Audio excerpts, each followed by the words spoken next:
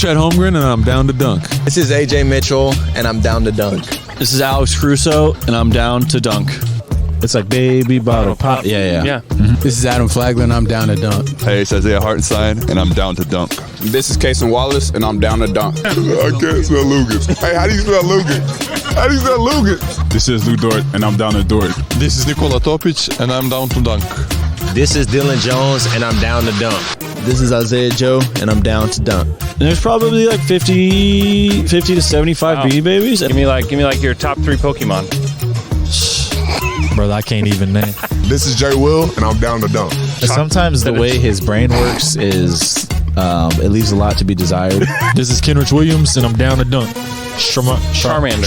Yeah. Charmander. Or you're more of a Charmeleon guy. Charmeleon. This is Shea Gilgeous-Alexander, and I'm down to dunk. Schlecht. You know what Schlecht? it means? Yeah. That means like bad. It means bad. Yeah.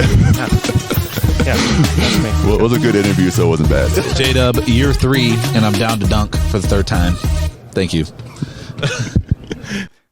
Welcome to Down to Dunk. I'm your host, Andrew Schlecht. We're part of the Athletic Podcast Network. With me today, a special podcast just for you guys on the first day of the Thunder's season. I've got my guy, former Thunder player, Josh Huestis, on the pod. Josh, what's up?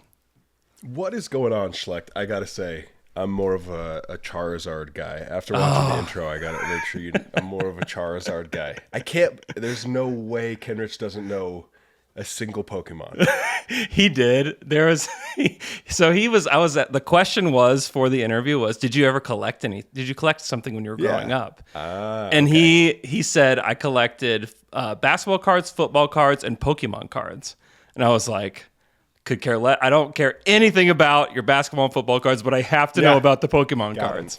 And so I was asking him, like, what's your favorite Pokemon? And he like froze up. Just fell apart. It was so good. It was so funny. Really excited to have you on the show. Obviously, we've worked together before at The Athletic, doing the Athletic NBA show. And so I needed to get you on the pod to talk about this Thunder team in particular. One thing that like kind of sparked this a little bit, and we've had conversations about this here and there, and I've talked to Alex Caruso about this, but you and AC know each other, and so I'm just like curious, like tell us what your experience has been with him, as a teammate, and just kind of being around him, and then like what you think he'll add to the Thunder. Yeah. Man, I it's funny because like I remember Alex showing up to training camp with the Thunder, and this is an undrafted, balding kid, 22-year-old. and I remember in training camp specifically, there was one instance where Alex went up and dunked the ball so hard on a fast break, and I remember everybody was just kind of like confused. Yeah, I was just confused by it, because nobody really knew what to expect from AC. And then, I got to play with him quite a bit with the Blue, and him and I got to be buddies, obviously traveling together a ton and having dinners together, playing together. And just the thing that was so great about him is the guy doesn't get rattled. Like he's just a killer. And like one of the things that always impressed me about him was that I never saw him get sped up. I never saw him look unsure or question himself. Like he just, as long as I've known him, was always just like, this is who I am. I know I can play. I know I can hang with anybody. And that's a super rare quality. Most guys, I would say 90% of guys, even in the NBA, don't have that quality. And I think that's what's, really led him to being able to carve his path and to become not only for a while with the Lakers, he was a fan favorite, and people loved seeing him on the court. But now he's carved himself into not just being a fan favorite, but being a guy that has to play. You have to have him on the floor. He's going to help you win. He's not just an Instagram reel. Alex is a 30 minutes a game guy who, when he's off the floor, you notice it. Yeah. And when he's on the floor, you notice it just as much. Yeah, and he's not a big guy, but he defends bigger wings so well. That was like one of the things that really surprised me when I kind of dug into some of the Bulls games from last year this summer, was that when they play the Clippers, like he's defending Paul George. When they play the Bucks, like he's defending not only Chris Middleton, but he's defending Giannis at times. You know, like you can really put him on almost anybody except for like the real big guys of the NBA. Yeah. Well, and I think that's one of the things that separates him, right? Is that Alex, you know, he's not going to try to go toe to toe with those guys in terms of strength or in terms of speed, athleticism, anything like that. But what he does have going for him is his IQ is so impressive. His IQ is so next level that he's able to guard whoever just purely based off of what he learns about them, how they play, and knows where to be and is in the right place at the right times. Yeah. Yeah, I think Thunder fans are going to really like Alex Caruso, and like had like a slight chance. It's kind of funny just that he played with the Blue and like never caught on with the Thunder at all. And even Presti kind of joked about that before the season started, that, you know, they let him, you know, slip through their fingers once, and like now he's back, and, you know, they hope that he's here for a long time. So it should be exciting. I wanted to get your thoughts on Isaiah Hartenstein as well. Obviously, we won't see him for, you know, another like 5 weeks or so, but just your thoughts on like what he brings to the court and how he can kind of change what the Thunder do. Well, and I mean, you and I and Jay and Zach and Dave, we talked about this last season, that the gaping hole that we noticed in the Thunder's roster and their strategy was like that big body, right? Playing Chet at the 5, you know, when he's on the floor, and not saying Chet can't do it, but I think you would agree with me if you say like Chet is more naturally a 4, right? Chet I think could be a little bit more effective at the 4, spacing, and then especially on the defensive end, giving him a chance to not have to focus so much on banging with bigger bodies like Jokic. Will allow him to not only have the longevity and the health, which, I mean, obviously him playing every game last season was huge. I wasn't sure he was going to be able to do that, especially in his first year, being healthy. But in the long term, they need to keep him that way. And obviously he is a thin frame. So any chance that they have to take the stress and pressure off of him to guard and bang down low, I think is huge. And so adding a guy like Hartenstein, who really carved his way into that Knicks lineup when Mitchell Robinson went down, and became, I mean, in my opinion, one of the most effective and reliable bigs in the league. Yeah. Right? I think he transformed the Knicks. I think in terms of his defensive ability, in terms of his rebounding and shot blocking ability, his athleticism, I think that he will fit perfectly with the Thunder roster. Yeah, I think so too. It's a bummer that we don't get to see him right out the gate, but, you know, he'll be back soon, and I know, and he'll be fine. But for sure, yeah, it'll go quick. Don't worry, Schlecht. Yeah, yeah. I know that you've given your thoughts on Mark Daigneault before, and I know that you basically got made fun of for like a solid 9 months for it by Jay for an entire NBA season, for a whole season. Based on a question I was asked and gave a super thoughtful answer to. Then I learned that Jay and Zach, thoughtful answers is not for them. That is not the way to go. Yeah, don't give anything thoughtful. Just right off the dome. I would like for you to just like tell us what it was. My first day. It was it really was. It truly was. And they were just ripping you to shreds for saying something very truthful and about like a really good coach in the NBA that you've been coached by. So tell us about last year's best coach in the NBA. Yeah, coach of the year. Right. So tell us a little bit about Mark, like what your relationship was like with him, like what it was like, you know, being around him, you know, when you were with the Thunder. Just give me all your Mark Daigneault thoughts. And this has happened quite a few times in my you know, post basketball life, people ask me who my favorite coach that I've ever had was. Yeah. And it's Mark Daigneault. I think Mark the special thing about him that stuck out to me was Mark has this incredible ability to be coach and be a leader, but also be your peer at the same time. Yeah. And, you know, Mark always had a lot of belief in me. He was very vocal about his belief in me. And I know that if Jay and Zach are listening, I'm going to get grief for this, but his open door policy that he had, where it was, if he saw you walk by his office, he called you in and wanted to talk every single day. And he had, you know, those check-ins constantly. He was giving me books to read, videos to watch. And one of the big things that he doesn't take himself too seriously. I think in the NBA, you can come across players and coaches, front office, whoever it is, that they take themselves too seriously sometimes. And I think Mark, one of the great things that he did was that he was able to recognize, while also wanting to win and be competitive, recognize that this is a game that we play and it's supposed to be fun. And in order for it to be fun, we need to enjoy each other and we need to, you know, handle things the right way. And I think that, you know, that brings the best out of a lot of players. And I think, one of the things that gets lost with a lot of coaches is they coach with a wide brush where every player gets coached the exact same way from player number 1 through player number 15. You know, they are treated the same way. And Mark recognized that not everybody responds the same way to the same type of coaching.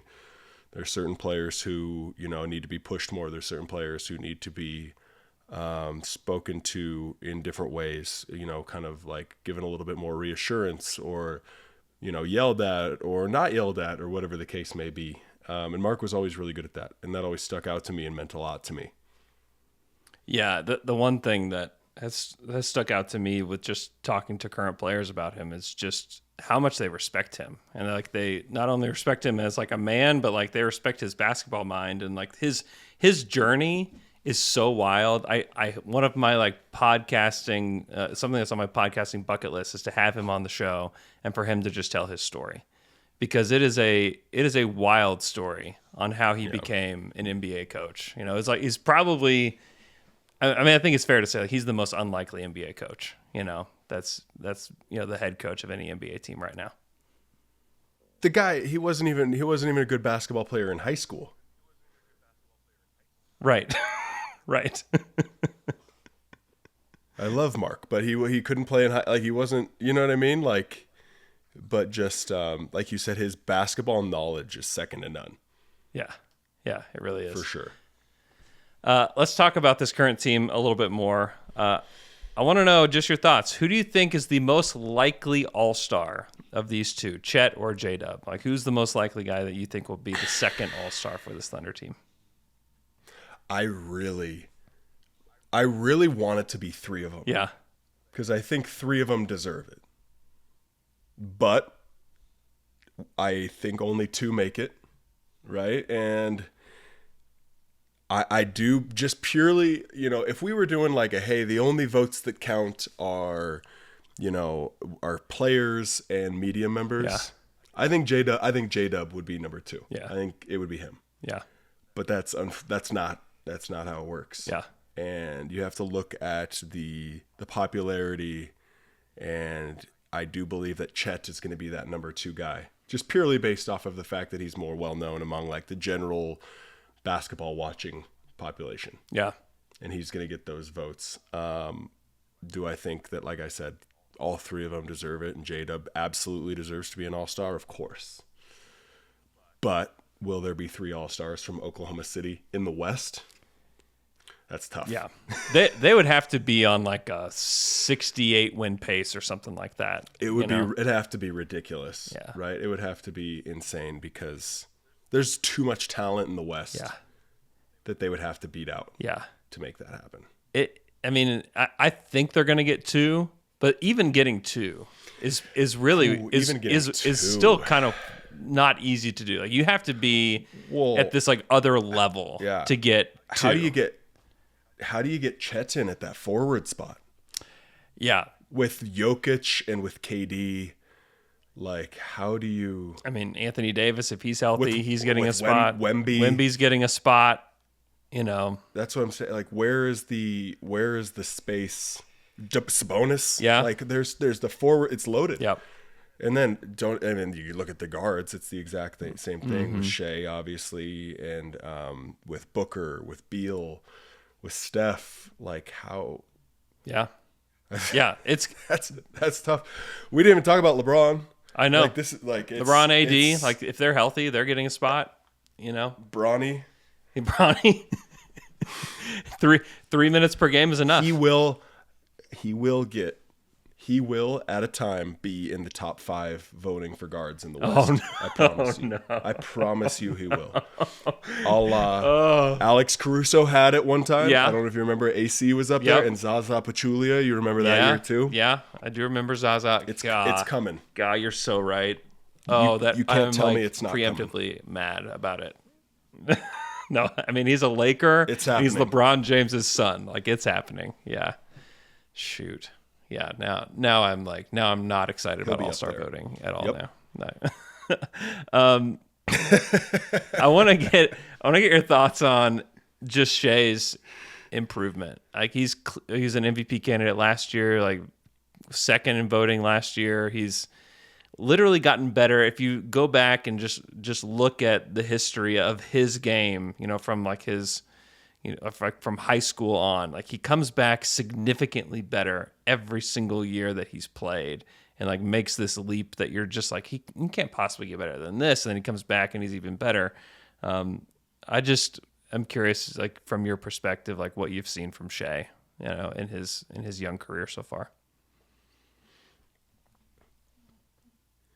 I mean, well, first and foremost, I think for him, anything short of an MVP would be disappointing. Yeah, I don't disagree.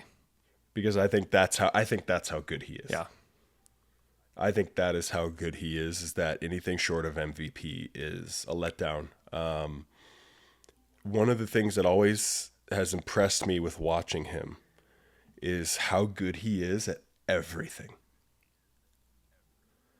Like, he can shoot, he can attack, he can pass, he can handle, he can defend.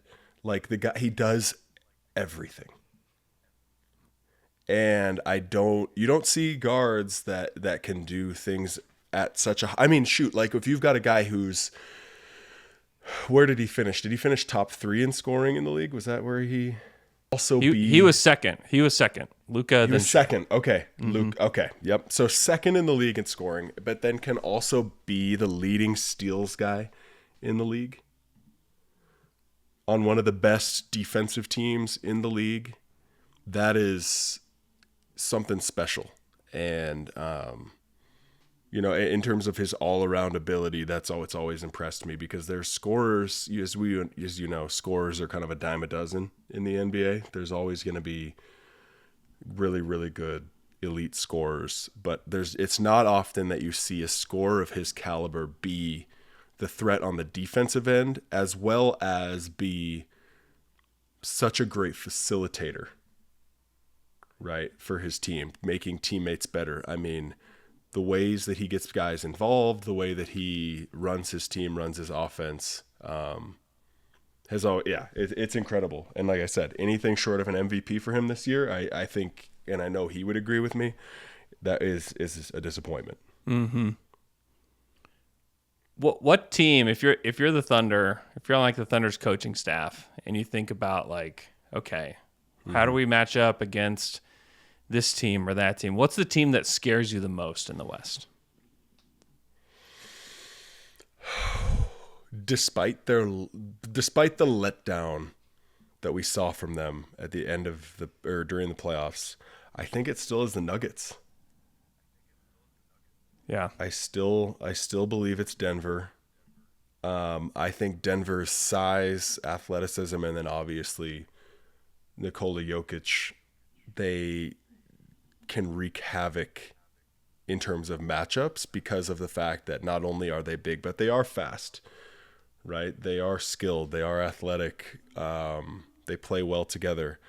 I think you know, if the Timberwolves still had Cat, I think I would put them in there too, just purely because of that size factor, because I do think the size thing is the big thing that OKC would have difficulty matchup-wise with. But if I had to pick one team out of the West, yeah, it's probably going to be, Denver. I still think that even though Denver had a disappointing end of their season, I still think people are very wary of them being a real problem and a real threat to win the entire thing again. Yeah, I tend to agree. Anywhere Nikola Jokic is, I don't count them. I don't count them out. Yeah, I feel the same way. We've already talked about Mark a little bit, but I wondered just about who else in the Thunder organization was impactful to you while you were with the team, and just like your time. Like you think back on your time with the Thunder, like who were like the most impactful guys to you, you know, whenever you were on the team? So, well, one of the big ones was the head strength coach that was there, Dave Howarth, which I don't know if you ever met Dave. He was Australian, was there during my time there. He was always great. We had to spend a lot of time together, obviously, training and just his leadership, and he was always kind of like that person away from the basketball side that I could kind of lean on and talk to if I was struggling. And then he's still there now, and I'm sure you know him, Kevin Hyde. Yeah. Who's is in the weight room for the Thunder still to this day. Kevin and I still talk all the time. He's, you know, definitely one of my close buddies, and we had a lot of good talks and spent a lot of time together. And then, you know, I share these stories about this next person with people when they ask about him, because he is by far my most asked about person when people ask about my career, and that's Russ. Yeah. People all the time ask me, what was Russ like? Did you like Russ as a teammate? Yeah. Because for better or for worse, Russ has a reputation among people as being maybe difficult or aggressive or whatever you want to call it. Russ has that reputation, and Russ for sure was one of the most impactful people on me for a couple of reasons. And there's like two stories that I always share with people. And one of them is during one of my years there, my wife and my buddy wanted to throw a surprise birthday party for me. And so I thought we were going bowling at Fassler Hall. I thought we were just going to go bowling. So I just show up there and the whole team is there. And it was a great surprise. And then I talked to my buddy afterwards, and he goes, I got here to set up. He's like, nobody was here. And the very first person to show up was Russ. By himself. He was the first person to show up. And he's like, he just spent the rest of the time just talking to me while we were waiting for more people to come. Which I always thought was pretty cool, because Russ that's not something he had to do for, you know, he didn't have to be the first person there. He didn't have to talk to my friend. Yeah. He didn't have to show up by it. Like, it just always meant a lot to me. Mm-hmm. That he would do that. And then the next story that I tell people is during my time there, Russ's MVP season that year specifically, I was always, every single morning, I was always the second person to get on the floor in the morning before practice. Yeah. So I would get on about 9 a.m. We would practice at about 11:30. And I was always second. One person always beat me every single morning. And that was Russ. I would walk in, and Russ had already been, and by the time I got in, he was already in a deep sweat with Mo Cheeks working out, whether he played 40 minutes the night before, whether he had a triple-double, whatever it was. I mean, this is a guy that was at the top of the world in basketball, having one of the greatest seasons in NBA history. And he was still every single morning the first person on the floor to train. And when I share that with people, I'm like, I tell them, like, this stuff doesn't happen by accident. Yeah, totally. Like these stories, these records being brought, like, none of these are accidental. Mm-hmm. I don't care that Russ is a top 5 athlete to ever walk onto an NBA floor, right? There are like athletes, again, a dime a dozen in the NBA. There's a ton of great athletes. Yeah, no question. But Russ he was just a killer that year, and it was never enough for him. He could be coming off of 15 straight triple-double games, and he was there at 7:30, 8 in the morning, working out every day before practice. And so that always stuck with me and motivated me to be better, because I'm like, here I am. I'm just trying to get on the floor, and right now the best player in the world is working harder than anybody. So that always, that's there's the 2 stories that I share with people when they ask about Russ. Yeah. So I'm so fascinated by, and I feel like you could write probably a whole book about that 2017 season from Westbrook and what he did that year. It was unbelievable. Like from like sitting on my couch perspective, what was it like to be on his team? Like watching him do all this, or being on the floor when he's doing this. And I wonder specifically what was going like through everyone's mind that's like on the team in that game, that won that last game in Denver, where he hits the game winner, like gets the triple-double record, like Denver is out of the playoffs, and like the crowd is like cheering for him, like even though they know that their team is now officially out of the playoffs with what he just did. Like what was that game like?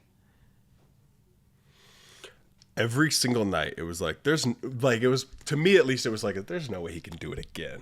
Yeah. Right? Like, there's no way. And then he would. And then he would. It was like, you're just like, if you were to just sit down and you were to look game by game and look at the stat lines, you would go, this has to be a video game. Yeah. Like, here's a guy, like, he just had 30, 20, and 18. What do you mean? Like there's no, that can't be real. But he would just do it. And one thing that, again, for better or for worse, nobody can ever take away from Russ is his unshakable confidence. Yeah. This is a guy who you could watch him shoot it off the side of the backboard 10 times in a row, and he will take that same shot an 11th time. Mm-hmm. And that belief, that confidence, that, tenacity, whatever you want to call it, it was so cool to witness firsthand, because he truly went out and played like he was trying to kill whoever was in front of him. Yeah. Like I remember when we played the Bucks, and you might remember this dunk. I remember his dunk on Thon Maker in OKC when we were playing the Bucks. Yeah. I remember that. Do you remember that? I do remember the dunk. Watching that. And yes. I was standing in the corner, and I was open. Just let the record show. But I'll let him have this one. And he goes up, and like watching, like legitimately, whenever he attacked, it was like he was trying to kill whoever was in front of him. And what made him so dangerous was it's hard to guard a guy who, even if he's not shooting the three very well, and he has not been a historically good 3-point shooter in his career, but when you've got a guy who, when he is coming at you, and that year especially, he had mastered like a mid-range pull-up out of transition. Yeah. His little like hesitation pull-up, like the cotton shot. He was so good at getting guys on their heels, because the whole time the entire defense is thinking, I don't want to get dunked on, so I need to be under control here. I need to play it safe. And then that's when he would do that. And then if you try to take that shot away from him, he was impossible to keep in front. So, for me, it was just every night was just awe. And I don't think it really stuck with me until after the season, where I was like, man, like I had a front row seat to history. Yeah. To arguably the best individual season in modern NBA history. Yeah. Yeah. Like, I mean, if you're taking purely just a statistical look at it, ignore, championship, win, whatever, like as far as an individual season, you have to be able to put it up against anybody except maybe Wilt. Yeah, you have to go like to like the 60s basically to like get into like the craziness of what he did. Right, exactly. Where Wilt was averaging 50, 30, and 20. Yeah, it doesn't even make sense. I've read those stats to my son the other day, and he was like, "What? Like that? Like you're not? This wasn't a real person. That's not real, Dad. Like what are you talking about?" I was like, "I know. Like that's the proper response, I think, to hearing those stats." Yeah. No. Yeah. And so that's why I made it modern NBA. Totally. A couple more questions from when you were on the team. Do you still think about that play at the end of you mentioned the Bucks? There was a play against the Bucks where you're guarding Giannis, and he steps out of bounds. Do you still think about that? You know, it does come up, and it's really funny you say that because I have had a good number of people over the past few years remember that play specifically and ask me about it. And I think what sticks out to me the most was this, like, it was right around this time where I was really trying to carve out more of a role on the team. And I got a chance I didn't start that game, but I ended up starting the second half because Giannis was causing us some problems. And I remember I was playing really well. I was guarding him well, all these things. And it comes down to the wire. And here I am. I'm feeling really, really proud of myself. I feel like I'm doing, a really good job in trying to carve out my space on the team. And then he scores. And at the time when I'm guarding him, I don't know that he stepped out of bounds. Yeah. All I see is him spin baseline and score. And I just remember this like wave flush over me. And I'm like, I'm never going to play again. I'm never going to see the floor again. This is my chance. And then finding out that he did step out, not by a little bit, like it was by quite a bit. Yeah. And the ref was also on the baseline with us, and this was pre-challenge rules. Yes. Right? And so this was it was over. There was nothing that could be done. Like it was and I remember thinking to myself, like this wave, it was like an emotional roller coaster of being way up here, I'm doing great, to, oh my God, I'm screwed, back to, okay, I feel a little bit better, but still pissed. Yeah. But yeah, it's funny because it's not like it was this like overly consequential game. Yeah. It was just like, but it's so memorable to a lot of people for whatever reason. Yeah, I was covering that game. I was there that night, and yeah, I remember clearly seeing him step out of bounds. Yeah, that was brutal. That was brutal. Great defense, Josh.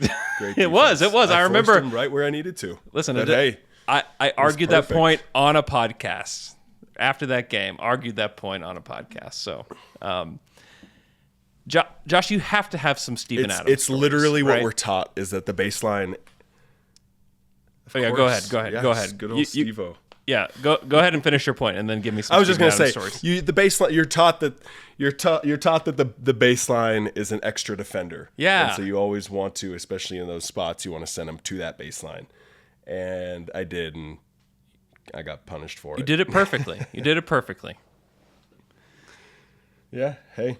But yeah, onto everybody's favorite Kiwi. Yeah.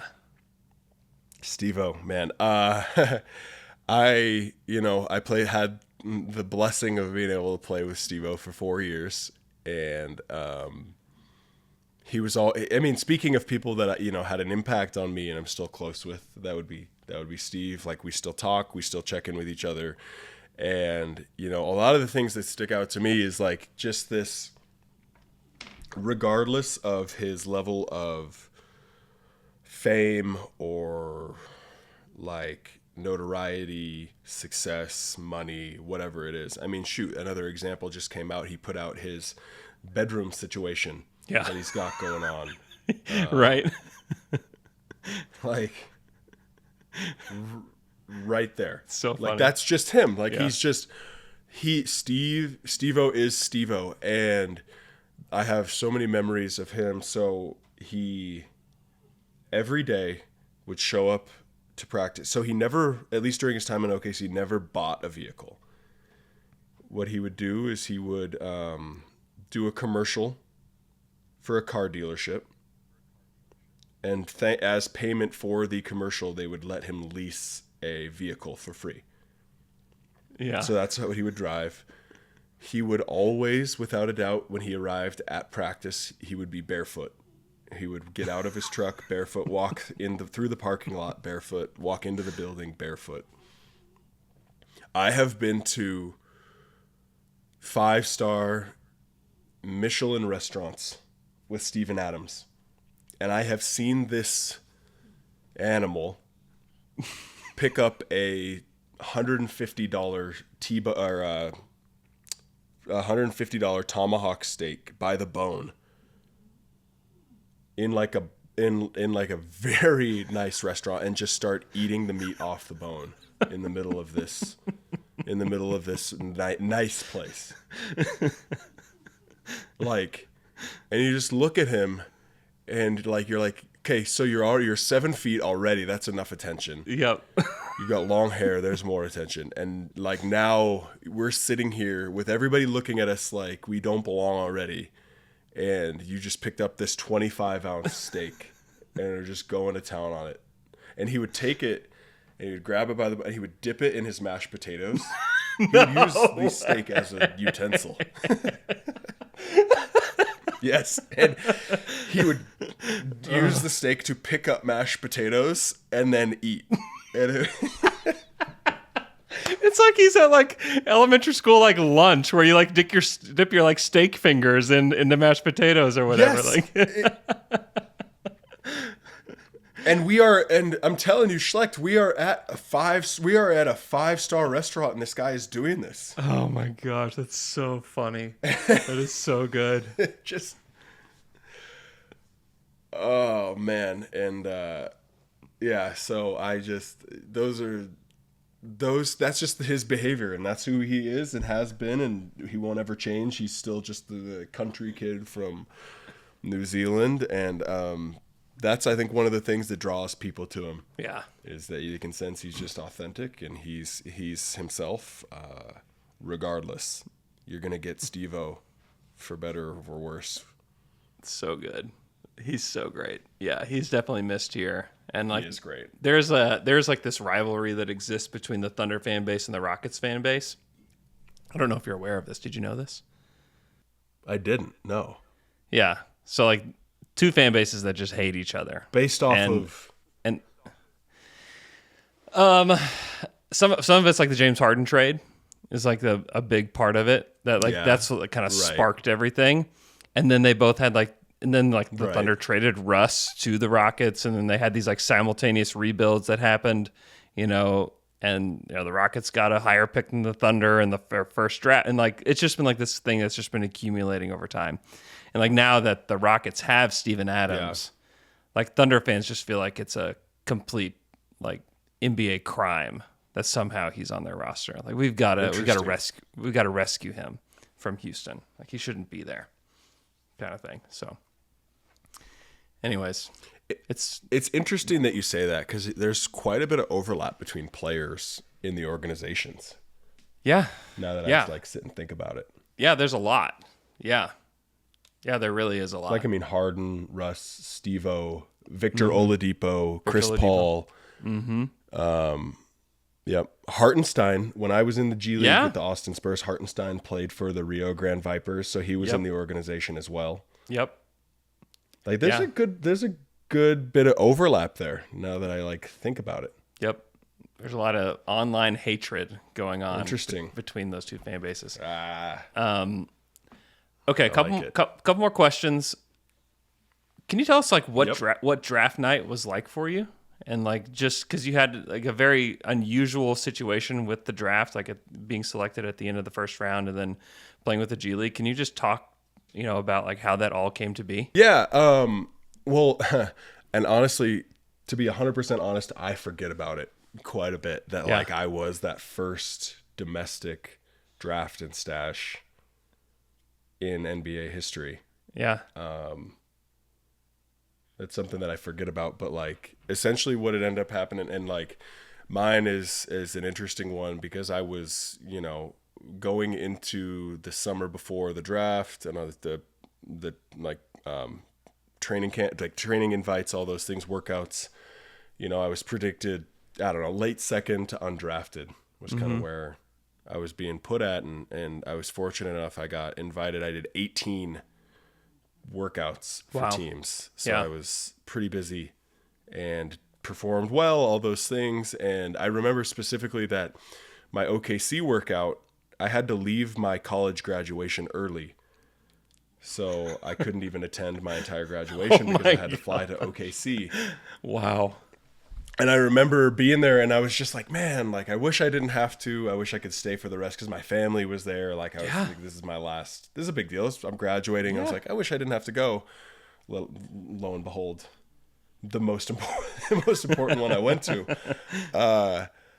But all those things, so like, and leading up to the draft and everything, obviously I had done well. And then the day of the draft, so I was here in Montana, I was in my hometown, and I remember my agent calling me and him telling me like, hey, you know, here's what's on the table as a possibility.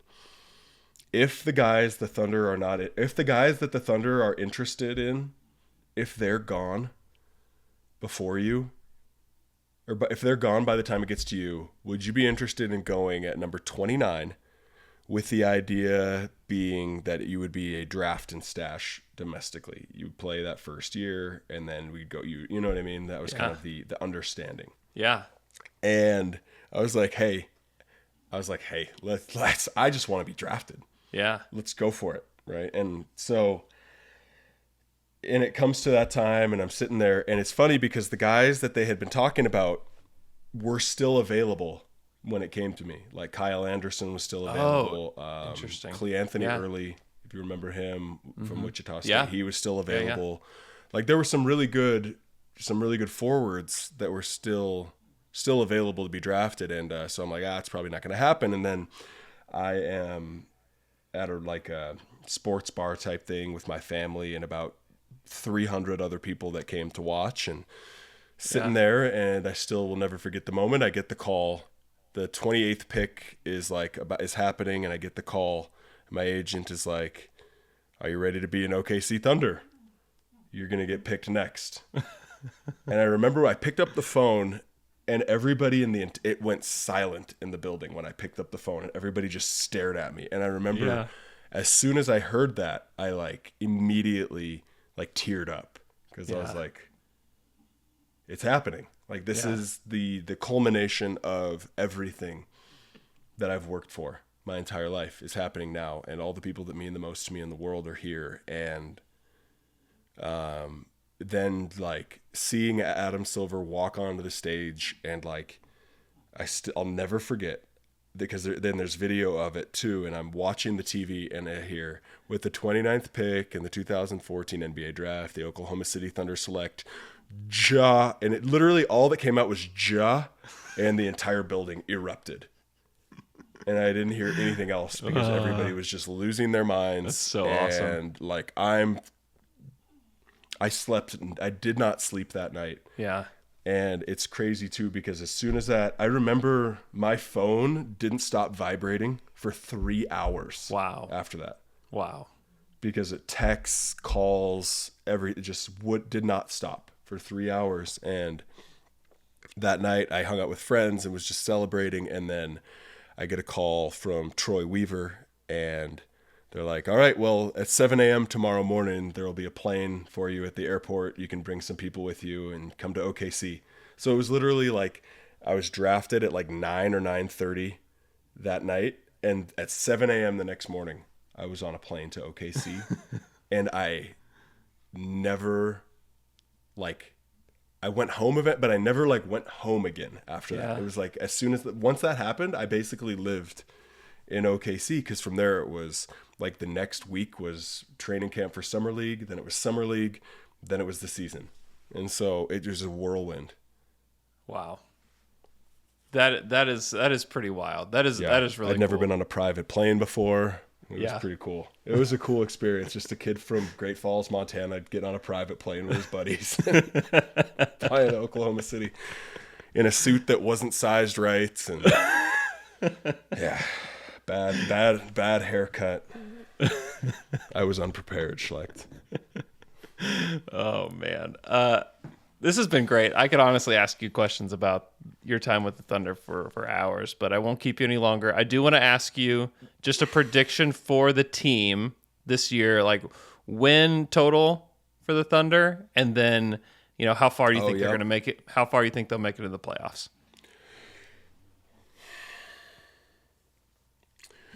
So I'll start with how far I think they'll make it. When they got Hartenstein and they got AC, I said that the Thunder are now the team to beat in the West. Yeah. And so I do believe personally that I do believe that the Thunder will be the team out of the West this year. Yeah. I think I think this is the year that it begins for them. I think this is the year that it starts everybody else trying to play catch up with them. Yep. Because it's not over. Obviously, Sam has hoarded draft picks. Yep. Yep. And so I think this is the beginning of it. So I do think that they'll be the Western Conference champs. As far as their record, if I'm not mistaken, they win 57 last year. Is that what it was? 57 last year. Yep. Yeah, I do think they crack 60 this year.